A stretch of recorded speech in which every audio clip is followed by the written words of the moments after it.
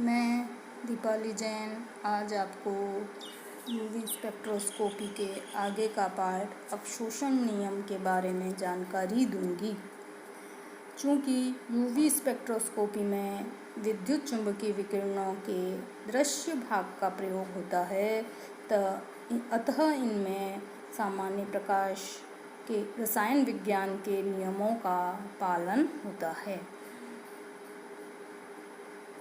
1760 में लैम्बर्ट ने एक नियम दिया जिसे लैम्बर्ट का नियम कहा जाता है। इसके अनुसार जब किसी समवर्गी अवशोषक में से एक वर्णीय प्रकाश की किरणों को प्रवाहित किया जाए तो अवशोषक माध्यम की मोटाई के साथ विकिरणों की तीव्रता में हुई कमी आपतित विकिरणों की तीव्रता के समानुपाती होती है। गणितीय रूप में इसे देखें तो -di/dx प्रोपोर्शनल टू I और -di/dx इक्वल टू KI और di/i बराबर -kdx।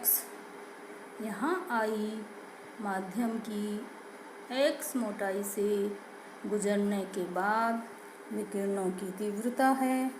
di बराबर अनंत सूक्ष्म मोटाई dx से गुजरने पर विकिरणों की तीव्रता में हुई अनंत सूक्ष्म कमी है और k एक स्थिरांक है जिसे अवशोषण गुणांक कहा जाता है और जिसका मान अवशोषक पदार्थ की प्रकृति पर निर्भर करता है।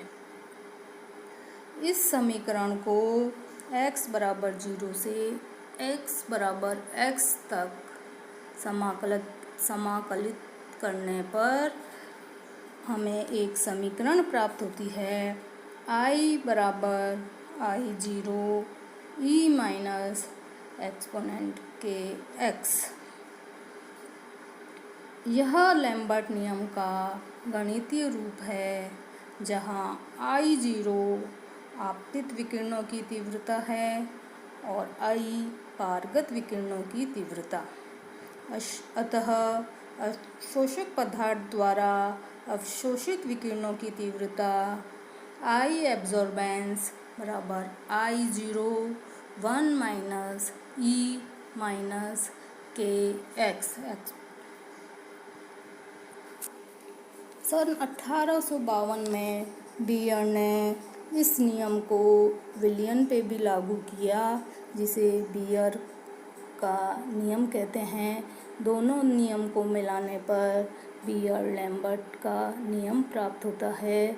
इसके अनुसार यदि किसी एक वर्णीय प्रकाश की किरण पुंज को किसी अवशोषक पदार्थ के विलयन में से गुजारा जाए तो इस अवशोषक विलयन में तय की गई दूरी के साथ विकिरणों की तीव्रता में कमी आपतित विकिरणों की तीव्रता के साथ साथ विलयन की सांद्रता के भी समानुपाती होती है, अर्थात -di/dx प्रोपोर्शनल टू IC और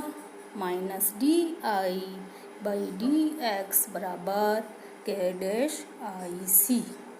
यहाँ C विलयन की मोलर सांद्रता है और k' एक स्थिरांक है जिसे मोलर अवशोषण गुणांक कहा जाता है और जिसका मान अवशोषक पदार्थ की प्रकृति पर निर्भर करता है। इस समीकरण को x बराबर 0 तथा x बराबर x के मध्य समाकलित करने पर हमें समीकरण प्राप्त होती है log I/I0 बराबर k डैश अपॉन 2.303 cx और log I अपॉन I0 बराबर माइनस अल्फ़ा cx। यहाँ अल्फ़ा बराबर k डैश अपॉन 2.303 मोलर विलोप गुणांक है। अतः A बराबर log I0 अपॉन I बराबर एप्सिलॉन CL। यहाँ A अवशोषणांक, E और एप्सिलॉन अल्फ़ा मोलर अवशोषकता और I विलयन की प्रकाश द्वारा तय गई दूरी। मोलर अवशोषकता किसी पदार्थ के अणुओं द्वारा अवशोषित हुए विकिरणों की सामर्थ्य या तीव्रता को प्रदर्शित करने वाली मात्रा को मोलर अवशोषकता कहते हैं और इसे एप्सिलॉन द्वारा प्रदर्शित किया जाता है। एप्सिलॉन बराबर A upon C into L। इसके बाद हम देखते हैं इस नियम की सीमाएं, बीयर-लैम्बर्ट नियम की सीमाएं।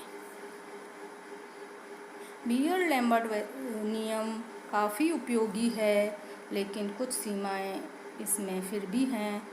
पहली, आपतित प्रकाश की किरण एक वर्णीय अर्थात अकेली तरंगदैर्ध्य वाली होनी चाहिए।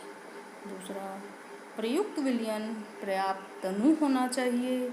तीसरा, प्रयोग के दौरान ताप स्थिर रहना चाहिए।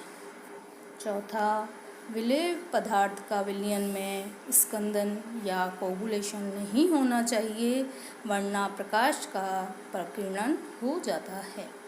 पांचवा, विलयन में विलेय पदार्थ के अणुओं की प्रकृति में संगुणन, आयनन, जल अपघटन आदि जैसा कोई परिवर्तन नहीं होना चाहिए।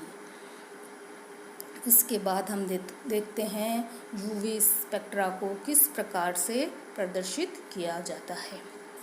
यूवी स्पेक्ट्रम के रूप में हमें एक ग्राफ प्राप्त होता है जो यौगिकों के अवशोषणांक तथा विकिरणों की तरंगदैर्ध्य लैम्ब्डा के बीच में खींचा जाता है।